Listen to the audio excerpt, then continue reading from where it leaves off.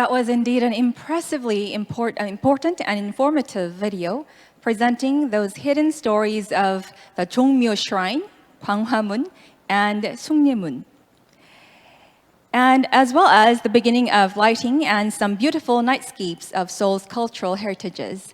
And we earnestly hope that next year we'll be able to meet up face-to-face and take a tour around these sites together. And now it's time to begin the panel discussion. Under the theme, The Culture of Light in Asia, we'll hear about some case studies from Korea, Singapore, and Thailand.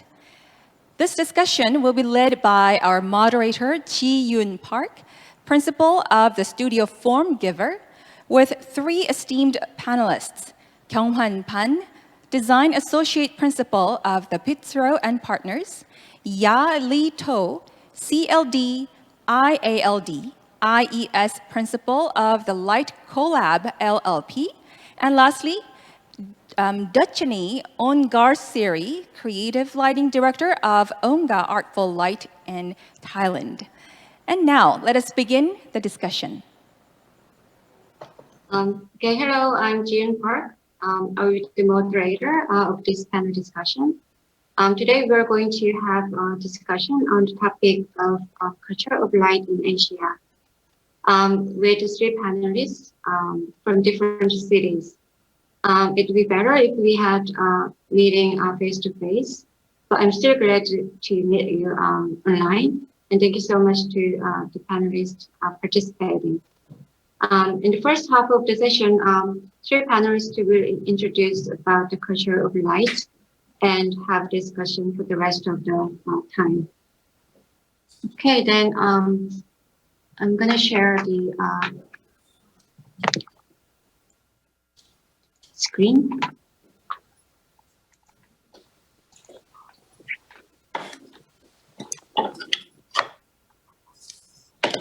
Okay, can you see my screen? Yes. Okay. So then now I briefly introduce the panelists who will be presenting today. First one with Kyunghwan Han. He's been a member of bitzro and partners since 2010. After he produced lighting design at CVBLD in New York City. He's always aimed to provide functional and aesthetical lighting design to support architecture and interior design elements. His lighting design work include commercial, hospitality, corporate overseas projects, and exterior projects as well. Kyunghwan also participated in award-winning projects such as Samyang R&D Center, Daegu Bank Headquarters, and other recognized projects. Currently, he is a member of Seoul Metropolitan Committee on Light Pollution and a board member of Korean Association of Lighting Designers. Next panelist with Dutchanee Ongarjsiri from Thailand. She is a light artist and has shown light installation in vivid 2017 and 2018 and received Environment Innovation Award in Thailand. Currently, she is the co-founder of ONGA Artful Light Company, a creative lighting design company to transform the perspective of the cities and add value of public space with creative lighting design and renewable energy. She's experienced working with many municipalities in Thailand to design creative lighting and urban development, stimulate the economy and improve the city's tourist attractions. The last panelist to introduce is Yari Tohu from Singapore. Yari is the principal of Light Collab, an award-winning lighting design practice based in Singapore, and a professional member of International Association of Lighting Designers. She graduated from Architecture School of National University of Singapore and pursued Masters in Architecture Lighting Design, Hochschule Wismar, Germany. Yari is also one of the first 5 in the world to be recognized with certified lighting designer certification. She's also shortlisted as Designer of the Year for the Singapore President's Design Award 2018-2020, named as the top 40 under 40 lighting designers by Lighting Design Award 2019. A lot of awards winner. Okay. Yeah. So the first presenter is Mr. Fan. Please give a presentation. The project he's going to introduce today is about Gyeongbokgung Palace. So I'm gonna stop my screen. So please share your screen. All right.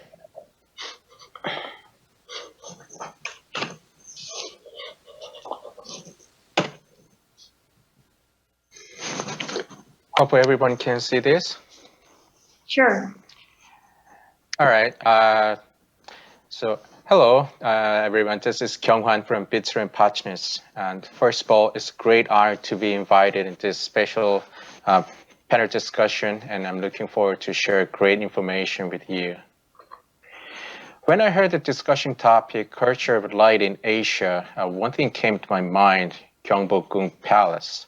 Gyeongbokgung Palace is one of the very important national treasure as well as most famous tourist attraction in Korea for a long time. I'm glad that I have this opportunity to introduce this national monument with you. So let me start with a short history about the Gyeongbokgung Palace. It's located in Seoul and area is about 400,000 square meter, probably one of the largest palaces in Korea. Initially, it was built in 1395 and known as one of the architecture masterpieces of the Joseon dynasty. However, it was burned down during the Imjin War in late 1500, and it got restored in 1852 through 1919. As I mentioned before, it located in Seoul, just right north of the Han River, and surrounded by a variety of different environments, such as Hanok Village, which is a Korean traditional residence village, which became very famous to all kinds of tourists. Corporate buildings, hotels, and government buildings among the Blue House, which is a Korean president's executive office and residence. And right behind it, Bugak Mountain, one of the most beautiful mountains in Seoul metro area. Gyeongbokgung is coexisting between the modernized city with beautiful natural environment.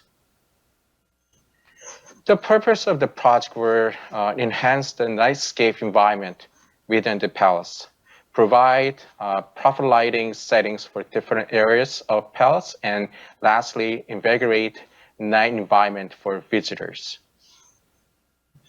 For some key design criteria were eliminating overpowered luminaires and change to more effective and efficient luminaires. For example, numerous street lights were using 150 watts metal halide with non-effective beam angles without any glare shield accessories. And designers wanted to intend to recreate 14th century nightscape mood, at the same time accentuate some of the key architectural characteristics, such as curved line roof with rich colorful finishes with very detailedly made ornaments. Therefore, designers selected color temperature of 2700 and 3000 Kelvin with CRI over 90s on these projects. And every fixtures are required to have glare shield accessories. Also, for some of the important areas, we have used dimmable fixtures. So not only it really created a warm and cozy environment, it also bring out the 14th century nightscape atmosphere.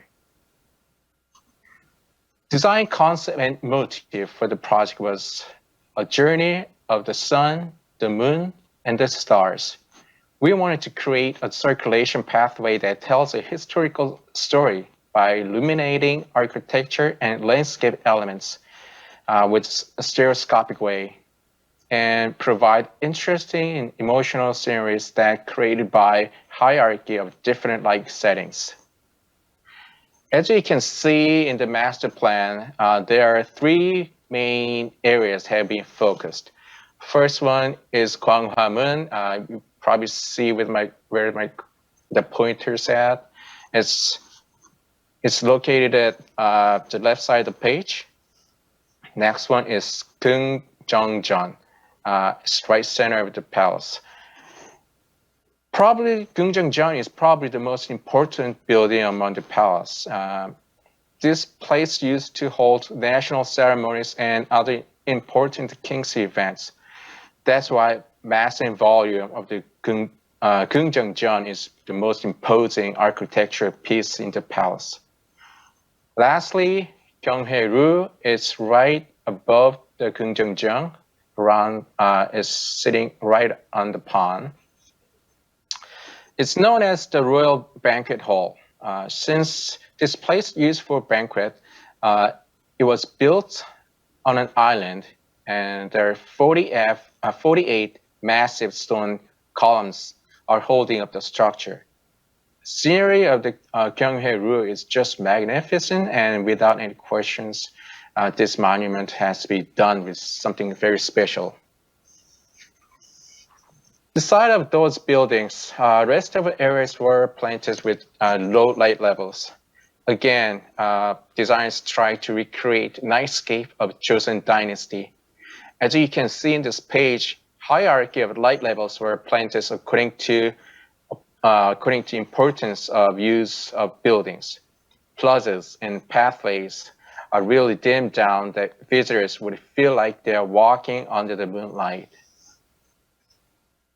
Here's a couple of pictures of before and after. The left side of the pictures are before and right side of the pictures are after.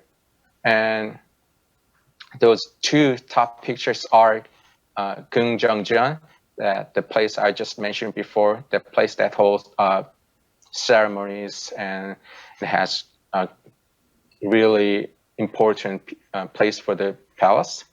And bottom of two pictures are pathway along the palace. You can clearly see difference between before and after condition. Because of much of effective and precise luminaires, architectural pieces has been articulated its own shapes and colors. From now on, I show you some of the final result pictures of the project and talk about the design process. The relationship between cultural properties and lighting are inseparable.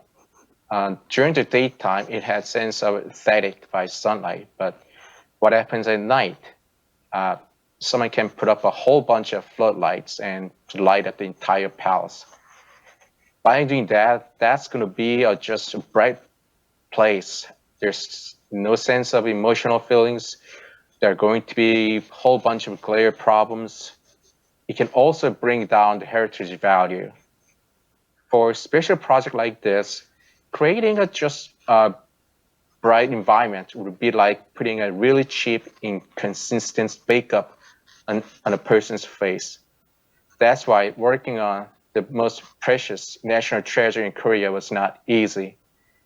Designers need to put just right amount of light at the right place with right installation.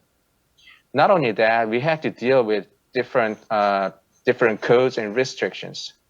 We also had to test out countless luminaire samples so that we can be sure we had chosen the right fixture for each different areas. There were mainly two different deliberations for this project, one for cultural heritage administration, and another one is light pollution council for Seoul Metro City. Cultural heritage administration was more focused and interested on any new fixture installations because they wanted to make sure original structures were not harmed in any way, preserve every element as much as possible. Light pollution committee were more concentrated on lighting data. They wanted to make sure all luminous and illuminance labels are planted correctly according to the laws. For example, average luminance for this project was 5 candela per square meter, and maximum was 20. We had to report all kinds of lighting calculation data among the lighting specification, layout, and installation details. Additional to that, there were 3 times of consulting sessions. During the sessions, designers were able to meet professional consultants from all kinds of areas, such as lighting, heritage, landscape, and ecosystem experts. Those kinds of sessions were very helpful to designers because those experts were able to give very specific and detailed comments that we are not aware of most of the time. Working on any kind of culture asset project is not easy. I'm pretty sure you all can agree with that. Working with a tight budget schedule and countless meetings and presentations, and you would probably spend tremendous time researching for codes and regulations and trying to figure out how to preserve the architectural elements without drilling a hole. However, when the project is completed, you probably feel a great sense of accomplishment. Because of your efforts, the value of the cultural asset will be escalated, and people will appreciate and enjoy the night environment safely. That brings me to the end of the presentation. I'd like to thank everyone. Hope you all had a great opportunity to learn something about the project. Actually, 10 minutes is not enough time to talk about this monument. If there's another opportunity, I'd like to talk about more detailed stories about the project. But for now, thank you for listening. I pass the microphone back to Mrs. Park.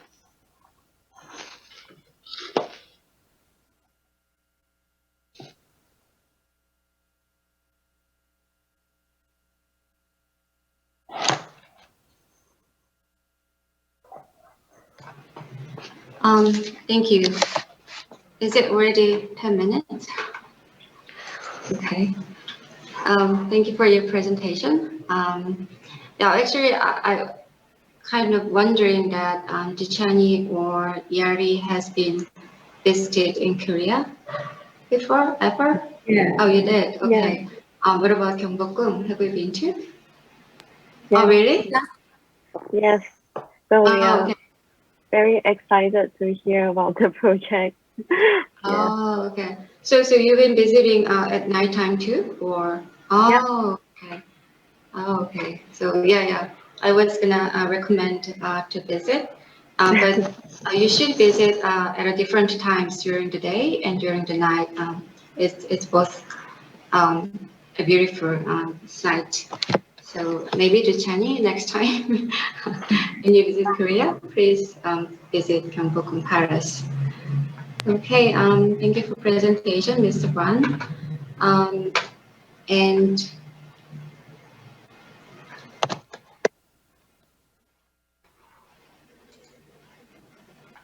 okay, the following is the presentation by Yari Tohu. She will introduce us 2 projects, one a temple in Singapore, and the other one a national monument in Dhaka, Bangladesh. Okay, I'm gonna stop my screen and please share your screen.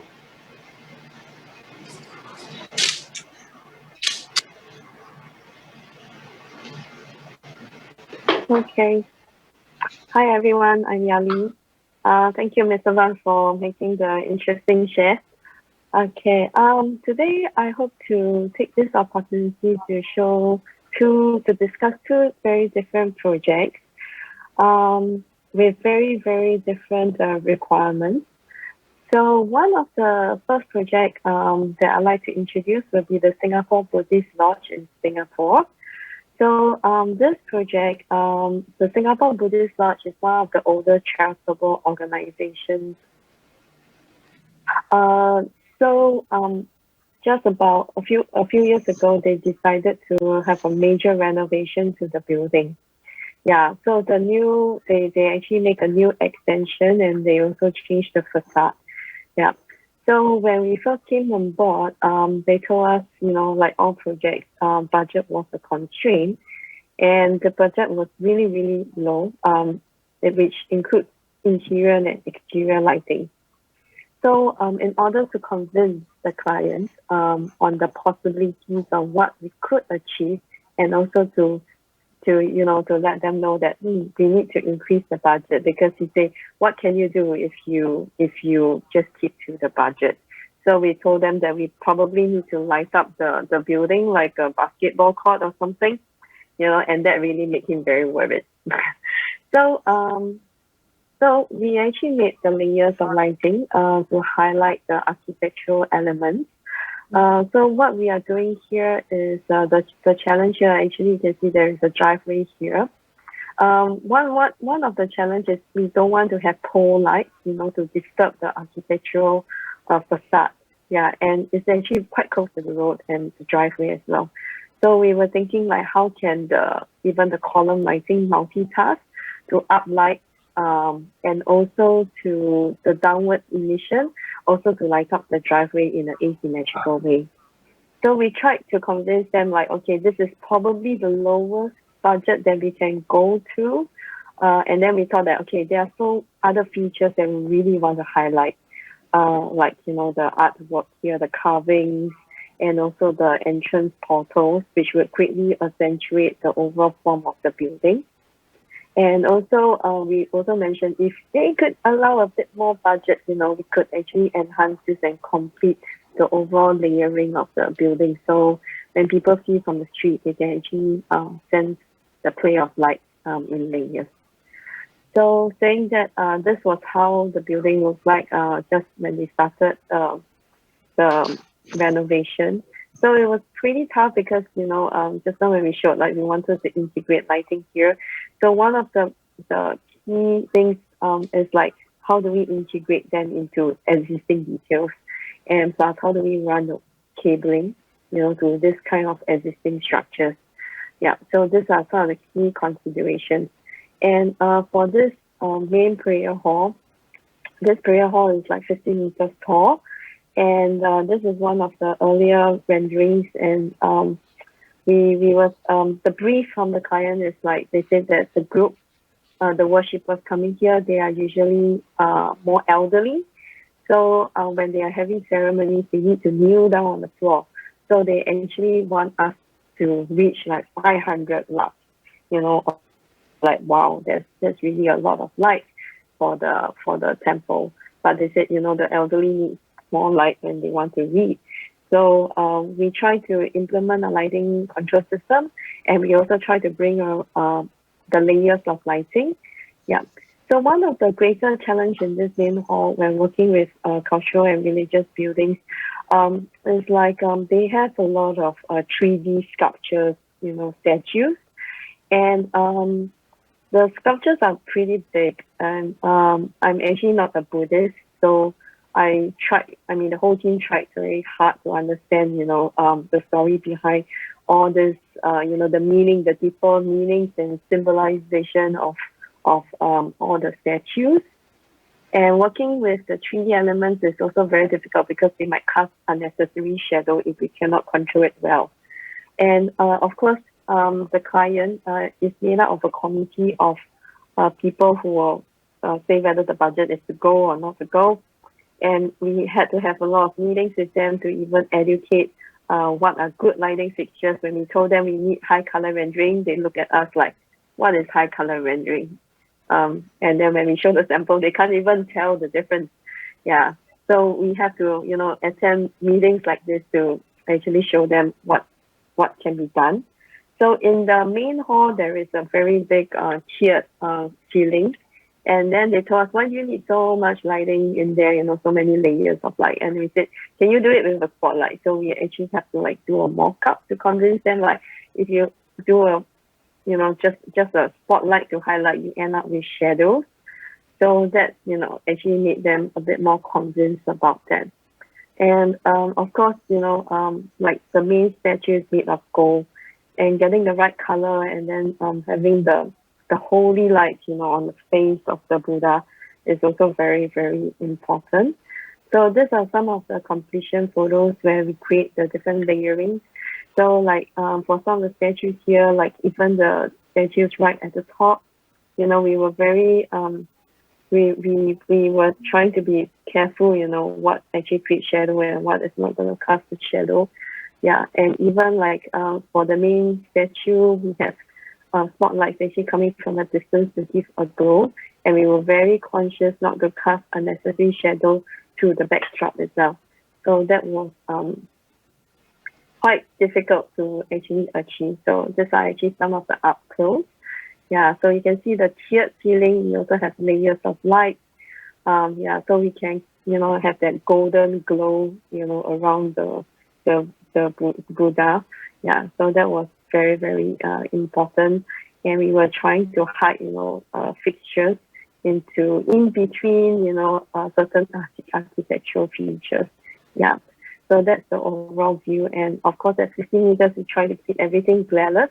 Like even the ceiling patterns with the flowers, we have carefully integrated glare-less downlight so that it doesn't become too obtrusive to the people. Yeah, so they are all dimmable, and then when they have religious ceremonies, they can tune up the light, and then we have actually a few presets to do that. Okay, the next project that I'd like to show is completely different. It's actually a monument in Dhaka, in the capital of Bangladesh. So this project is probably is a very interesting milestone in my career, because while in comparison to other buildings or other projects that we have done where energy is definitely a concern, here they actually told us, like, look, it is a monument, it's a tower of light, and it needs to be seen from 30 kilometers from around the city center. Yeah. So in this project, it's very interesting also because to us, they wanted the light itself to be a monument to symbolize the hope and freedom of the selfless sacrifice of the freedom fighters for a nation. So coming from Singapore, we try to understand the local context. We try to understand where this monument is going to be. It is situated in a park where there is, in this park, which is one of the remaining parks in Dhaka, with such a big park.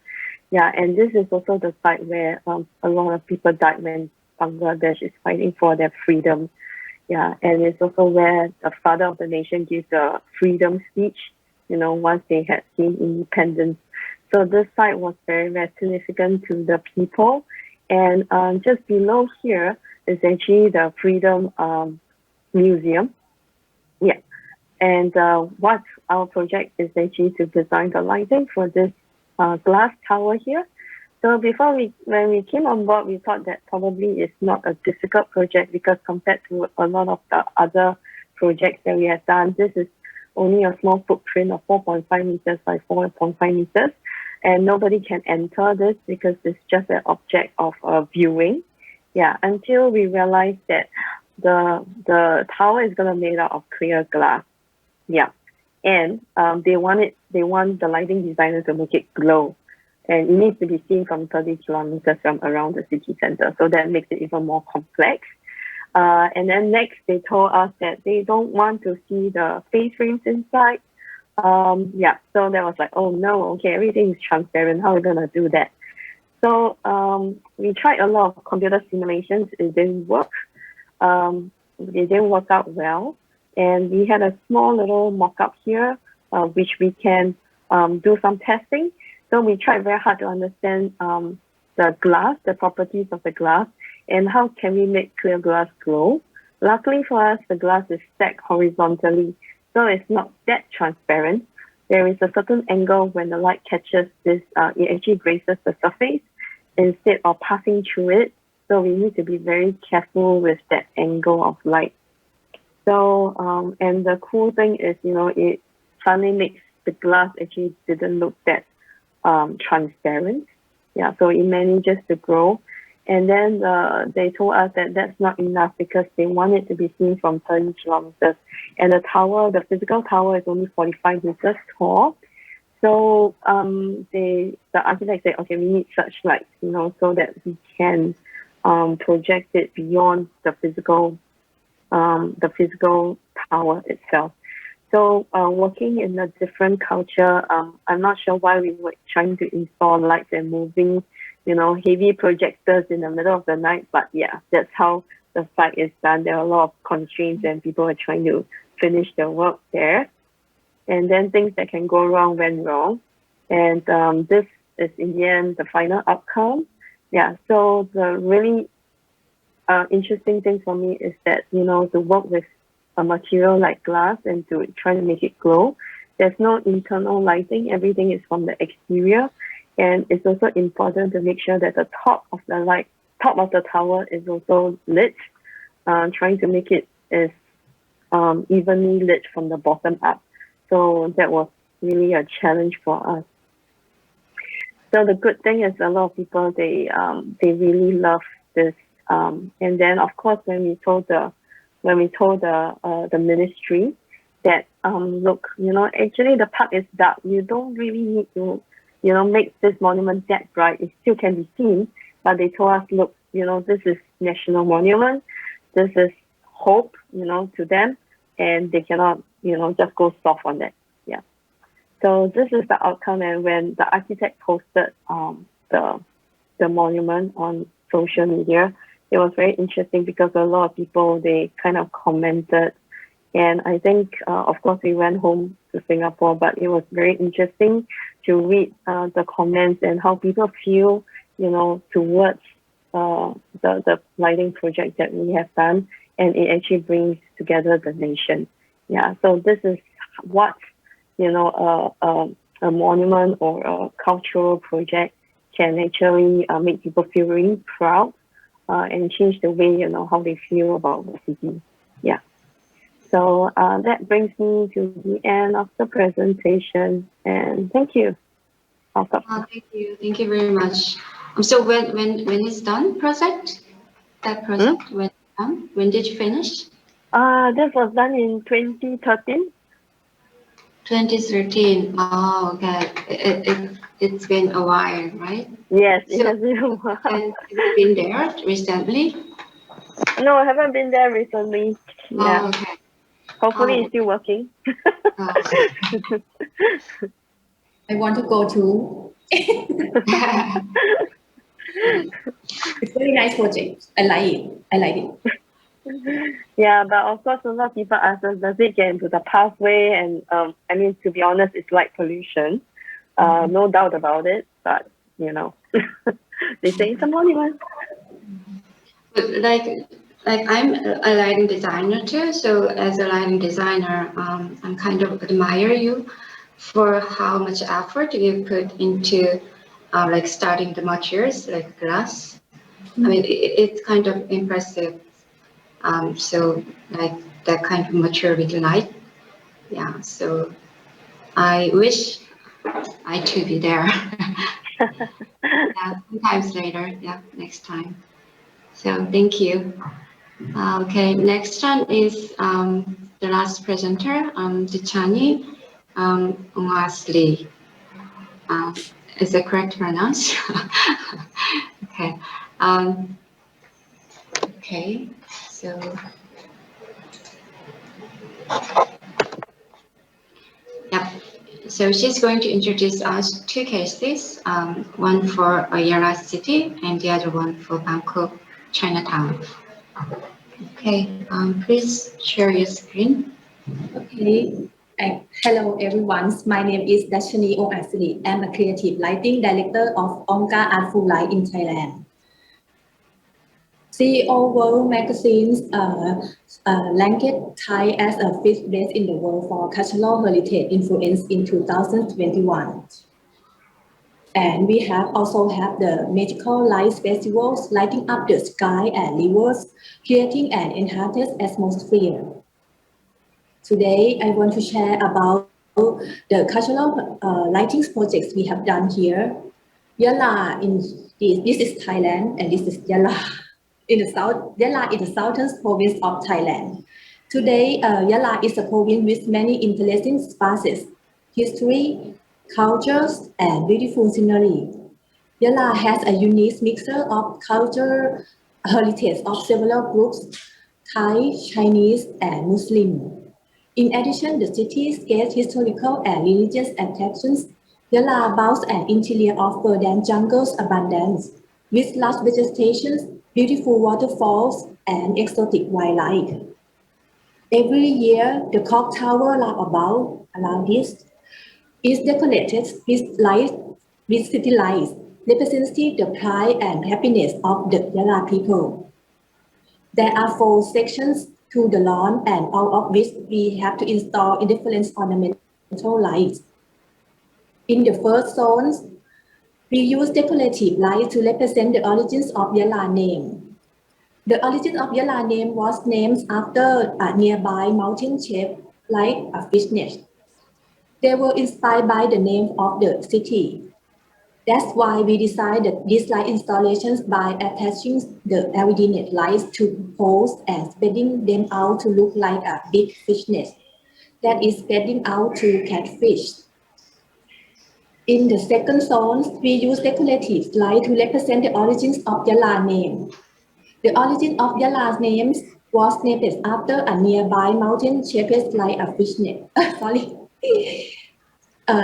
We installed the sculpture of pink antimony fish known for their origin from Yala and their rarity. And this fish is the most expensive fish in Southeast Asia. In the third zone, the dragonfish of wealth. In this section, we installed 2 large dragonfish-like sculptures that originate from Yala, swim amongst the fields of light. In Feng Shui, the aloe vera fish, also known as the golden dragon, is considered a powerful symbol as a bringer of good luck, and it also bestows happiness, wealth, and prosperity to its owner. The first zone is a large aviary with doves lighting up flying into the sky. When people approach the aviary, they can hear the songs of the winging dove in Jeeyoun songbird race. Yala has a nationally renowned Asian Jawa songbird race, and it is also an activity that connects people of different ethnicities, religions, and cultures.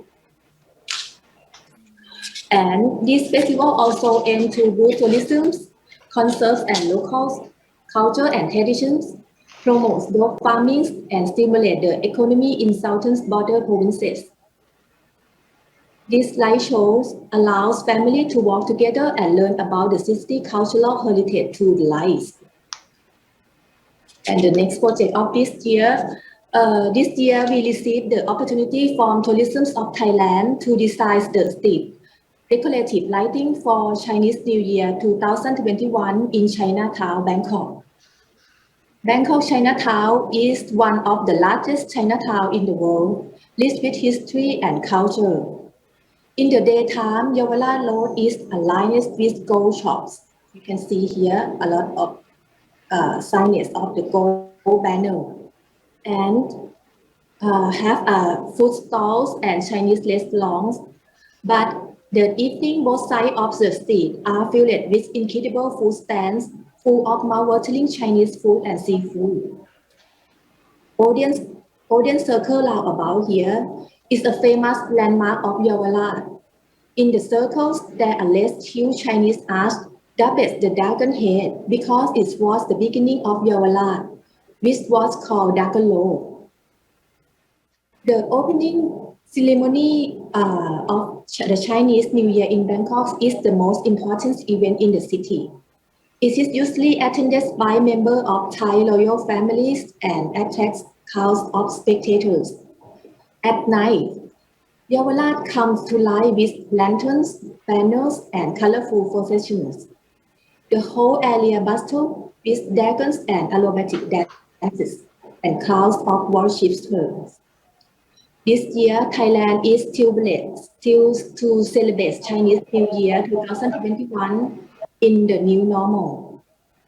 And you can see during the COVID, Yawarat road is quiet and without tourism, they have the joking that you can play the badminton here. We designed the state decorative lighting starting from the audience circles to Chalemburi intersection, covering a total distance of 200 meters to create an atmosphere of Chinese New Year celebrations in the Yawarat area. According to Chinese belief, red lanterns are hung to celebrate important ceremonies, preventing dangers and dispel evil. The loud shape of lamps refer to harmonious, loudest family, while its red light represents fortune, happiness, and prosperity. And this year, Her Royal Highness Princess also gave the red lantern to decorate this Chinese gate. We decorate loud about the lampposts hanging to red lanterns and wares of peonies to drive away bad luck and bring peace. On the pathway, we create a dragon light tunnel that visitors can walk through. In Chinese cultures, dragons are a symbol of power and by walking under the dragons, visitors are blessed with an entire year of good luck. Furthermore, since this year is a year of golden bull, we designed a golden cow light stand in front of the entrance. And this is me. I explain the concept of lighting to the Minister of Tourism and Sport. We designed the stage lighting with the decorative concept of fairy single peonies, represent wealth and good fortune, to welcome Chinese New Year and wishing the people good luck for the entire year. Next, you can see the video of Atmosphere Festival Lighting Design in Bangkok Chinatown.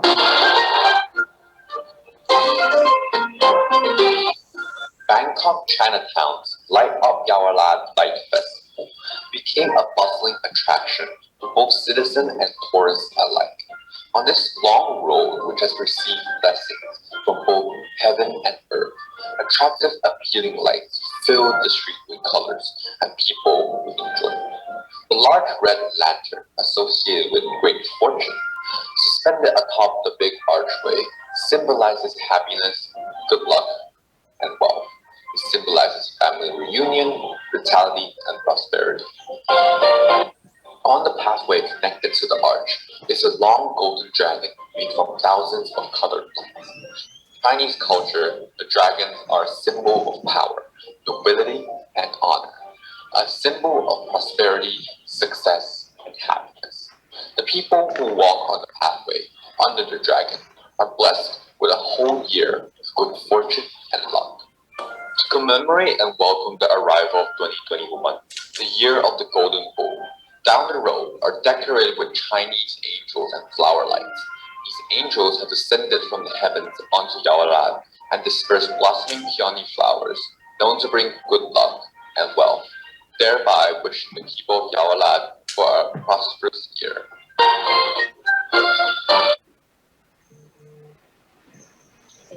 Wow.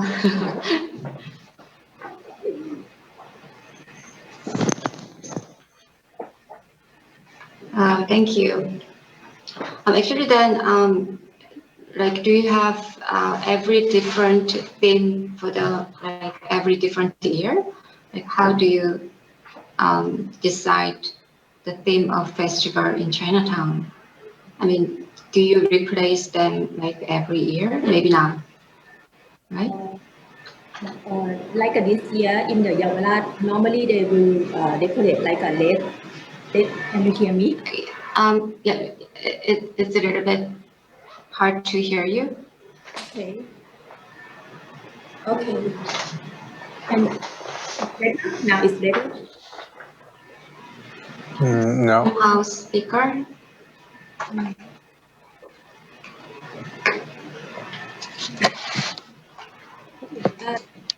Here in Yamalad is just change everything from the traditional to the something new for them. Like before they just only hang the red lantern, but this year they allow me to design the something different than before and put the concept, you know. Okay. Actually, we have similar festival in Korea, like to celebrate Buddha's birthday. So it is related to religious as well. So it's very nice festival, and it also registered in UNESCO. So I hope you guys can see that festival. It's always like 13 days, like it's gonna be maybe May. Yeah, so it's a beautiful weather with lighting festival, yeah, in those days. And regarding the Yara city, like it looks, the scale of the lighting object is like huge. It seems like it seems like historical lighting object.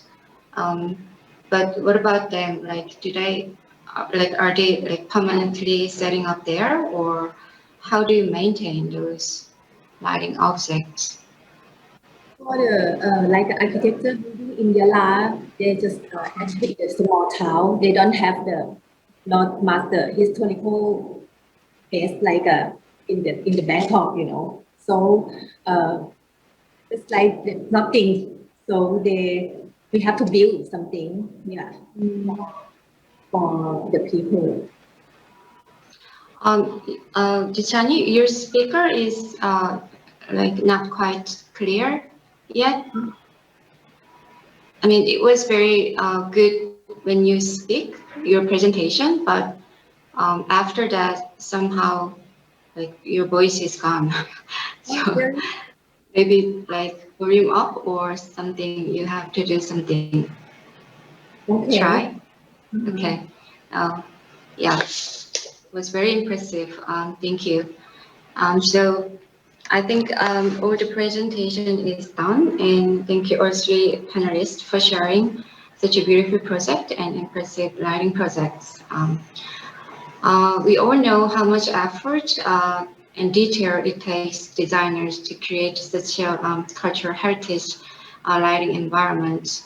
Yeah, and I think that when designers create such an environment, they put more effort into value and preservation rather than just focusing on beauty. And of course, I'm for sure you will meet like various problems and difficulties in the process.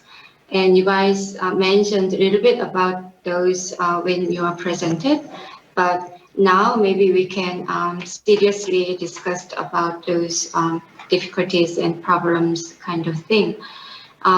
And also, since each city has different environment and also different characteristics, maybe we can discuss about cultural assets or cultural lighting from under urban perspectives, as well as policies or restrictions for each city. So, okay. So from now on, we're gonna have some questions and answers, like discussion kind of thing. So the first one will be the maybe policies or restrictions by the city.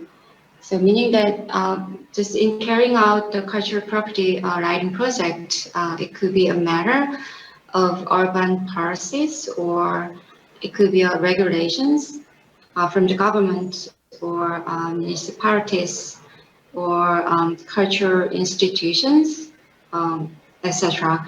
So it could be a positive aspect that is helpful due to the activation policies, or it could be just restriction, just regulation, or and also how do you overcome such those limitations and difficulties. And anything you've been go through, or if not, maybe anything you know about, it's fine. So we can talk about it. Since the Gyeongbokgung Palace project is a cultural property of Korea, it seems there must be been like many things to consider from a conservation point of view. Maybe Kyunghwan can start first. All right. I guess one of the most challenging part of the project was dealing with codes and policies and regulations. And at that time, Gyeongbokgung project was the center of the focus and considered as role model for rest of similar projects, because there are a whole bunch of other palaces all over Korea. And we had received lots of comments. One of them are regarding the tree lighting. We need to find ways to control glare problems and unnecessary light spills and beyond the target area. So, which means that they wanted to control the light with the right amount of light, with the right amount of beam angles, so that there are a whole bunch of trees within the area, but they just want to have very special ones be lit. So that was a big assignment to us. And as a part of the solution, every fixture was specified with tiltable and with hood or other glare shield accessories. And even some cases, fixtures would cover with a steel box. I mean, just think it's a light box. So that would control the glare and also protect the fixture itself. Also, among the palace area, all the trees within the palace area is considered as another cultural asset. So designers were extremely careful with how they planned the tree lighting throughout the palace. So, I mean, we could have put tons of tree lightings on every tree, but for some reasons, there were some areas that we couldn't do anything about that. So we had to check in back and forth with officials, make sure it was a proper area for tree lighting. Something like that. We had amazing ideas throughout the project, but a lot of them are rejected because of the installation methods. In many cases, we had to use previous wire lines to preserve the properties. And for any new installations, either we had to use another structures such as steel poles and clamps, or other surface-mounted light boxes, because any lighting fixtures were not allowed to attach directly on the structures for safety reasons. And after all, there were some very helpful and meaningful moments. Those times were, I think I mentioned during my presentation, those moments were during the consulting sessions. Again, some of the comments were not easy to understand because those comments are coming from the experts. And for example, we were not clear about the relationship between lighting and ecosystem, but the expert just gave us very helpful tips and comments, and that really brought up the level of completion. So I think we can maybe extend those kinds of sessions to help out the lighting designers.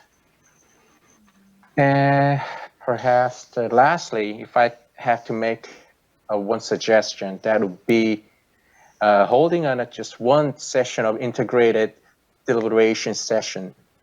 Even though there were two different deliberation sessions, our presentation materials were pretty much the same. So which means with some flexibilities, they could have just hold just one session of deliberation, which means we can save some time and work on other other stuff. That's about it for the Gyeongbokgung project. Okay. Actually, it seems the restrictions were much more detailed than I had thought. Yeah, and actually, I haven't been done those like cultural heritage writing projects yet. So maybe I can refer to what you are saying. And also, I believe that such a regulation should be in the direction of improving all those situations. And also, it should be expected the policies or guidelines should be prepared to help each other through this collaboration in various spheres with a dedicated perspective. Yeah, so thank you for sharing us. And is there any other comments or what about Yari? Do you have anything to? Yeah, I'll just add a quick one. In Singapore, there are a few building types we would probably need to get through to the authorities. So in Singapore, we have the lighting master plan. So depending on where the building is located. So if it's like at Marina Bay area near the Central Business District, then we will need to submit quite a detailed lighting proposal to the authorities. Yeah, the lighting master plan speaks about the color temperature and like careful use of like luminous objects. That's why they can control the view of the Marina Bay in that area. Another one that probably is a little bit more unheard of will be the lighting regulations relating to our monuments. So when like for example in some of the city hall areas or some religious buildings, when there are buildings that's stated as a monument, then we also need to submit to the authorities. And it's very detailed. They even want to know how you integrate without harming the structures, like almost like what Mr. Van has spoke about. Yeah. So that kind of thing, I think the difficult part was that the people evaluating the lighting scheme, they are not lighting designers, so they can't even tell, like whether it's a good scheme or not. So it's like it's going back and forth trying to make them understand why we need to do that. Yeah. So there are some of the challenges, making the authorities understand. Yeah. It's a little bit different story, but I remember that when I worked in New York City, I had project in Singapore, and then by that time, it wasn't like cultural things. It's just like office building, but there was kind of restriction for the color temperature. So Yeah. I mean, yeah, we should apply like a certain color temperature. Like Yes. it doesn't matter like what design you want or not. It's like a kind of thing. So I was kind of like shocked. Yeah, it's the most difficult like restriction that they have. I mean, yeah, I remember that kind of thing. So I feel that Singapore has very restrict code or guideline, yeah, to the lighting environment. I think that project that you mentioned must be maybe in the Marina Bay area. So they have the restrictions on. Yeah, so it forms the overall skyline nightscape of Singapore. So that's why they need to. Okay. So in certain area only, right? Yes. Okay. Yes. Okay. Okay. Thank you. And what about Dutchanee? In Yala city is a diverse mixture of the Thai, Chinese. Your voice is a little bit difficult. What happened? Oh my God. Okay. This one is. Yeah, it's a lot better now. Okay, better because there's nothing. Yeah. I talk about the Yala city is a diverse mixture of the Thai, Chinese, and Muslim cultures. So we avoid to using slide sculpture that may infringe on one religion, and we have to compromise by we just like to show everywhere in the city, such as flowers, birds, and fish, something like this. And for the Yawarat project, Chinatown, Bangkok Chinatown, I think it's more difficult because in the public space, and this space is a very traffic jams, and it's all they not allow us to view of the building. You know, if we want to install the lamp decorative light, like actually we have to set up the lamp post, but they not allow. So we have to, they use the rope, you know, to hang it, to hang all these lights up into between building and building. You know.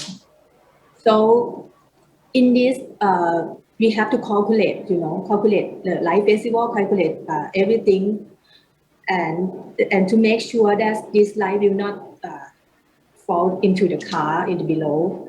And also when we want to maintain this project is quite difficult because this place is very traffic jams, and we have to close one road to install. Yeah. And yes, this is the difficult challenges for the Yawalat project. So like, can you do the maintenance after that? Yeah, because this project install allow 1 month. So it's just a temporary decorative light.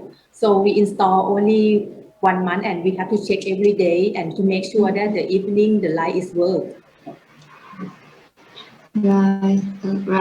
So yeah, I mean, like lighting the city, like, I mean, we are talking about not just architecture lighting, but like urban lighting or landscape lighting. Like, I think we have to also think about the people, like, who are living there.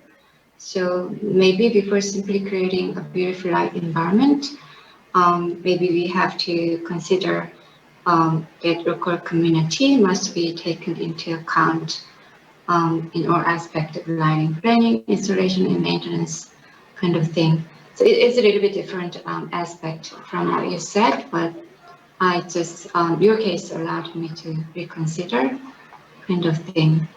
So yeah, thank you for sharing us.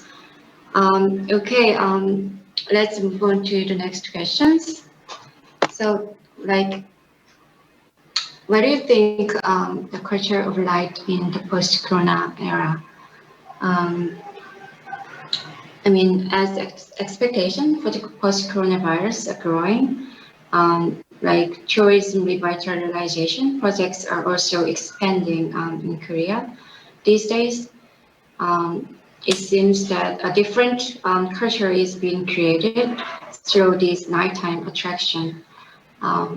What do you think? I mean, maybe it seems that Dutchanee is facing the most closely related lighting work to revitalize the economy. So what do you think? I mean, you just mentioned something, but yeah. Before pandemic, Chinatown was the largest center for business and restaurant in Thailand. But after the COVID, you know, the income of the restaurant and the business people around here is falling down 70% of their incomes. Yeah, and after we install and I think after the COVID, the government don't have the budget for the light, decorative lights, because they have to redirect this money to healthcare sector. And however, after periods of recovery and relief, I think they will have plan to pushing the money into the decorative lighting for welcome, for open the country. Yeah. Yeah, I think it seems that our situation is not much different. Yeah, like 70% is really big count. So like hopefully we will recover soon. Yeah. What do you think? Yeah, Yari, do you have any comments? But it's getting better, right? In Singapore. No, I don't think so. But I think Oh, soon we really? can go to Korea. I think they're talking about traveling, designated travel lanes between the two countries. Yeah, but I think, I don't know, things are always up and down when it comes to the virus, right? But I recently went to Dubai for the World Expo. So the interesting part is I caught a glimpse of what post-pandemic situation could be. Just looking at the trends, because it's actually like one of the first large-scale event I have attended ever since the pandemic started. So to me, it was quite an experience because there were many people. And I think people were trying to live normally, but I mean, from my viewpoint, I was a bit cautious to touch anything, that's interactive, like if I have to touch a surface. So a lot of the lighting installations, quite a number are, you don't need to activate them when you to touch a surface, so that's pretty good. But some still require some touch, and then it was a little bit difficult.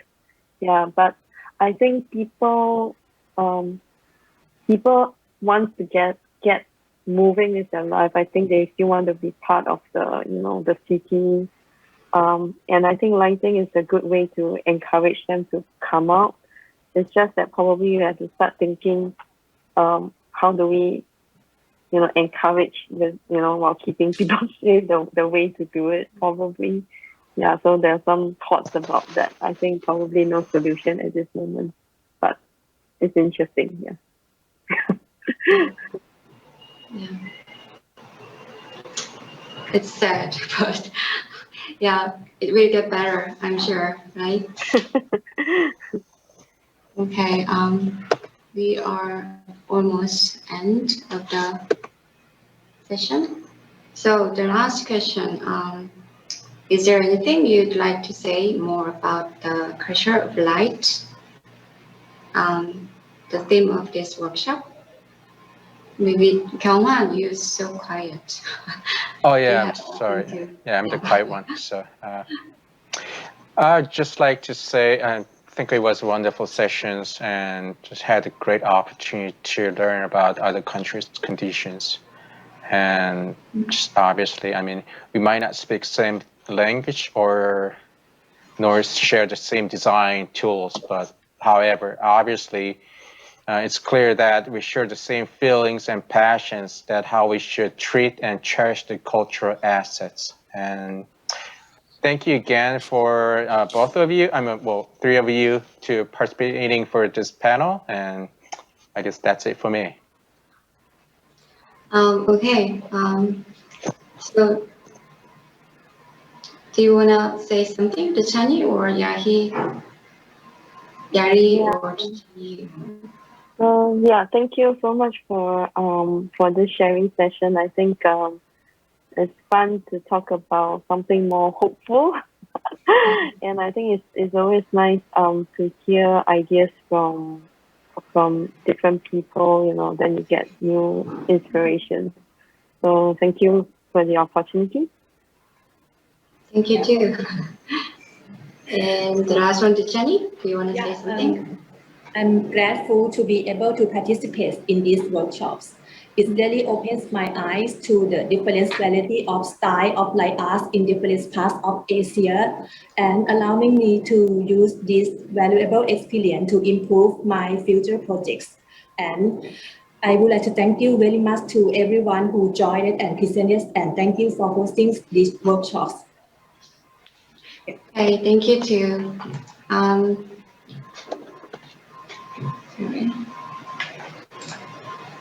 Okay. So we are all in the field related to the lighting. That we are still thinking about more about lighting that enhances the value of nightlife and also the cultural heritage in the city. Today, I think it was a valuable time to share the results of such efforts in different cultures. I'm very grateful to the panelists who participate today, all of you. So I'm looking forward to meeting with another topic at the next time. Thank you. Bye. Bye bye. Thank you.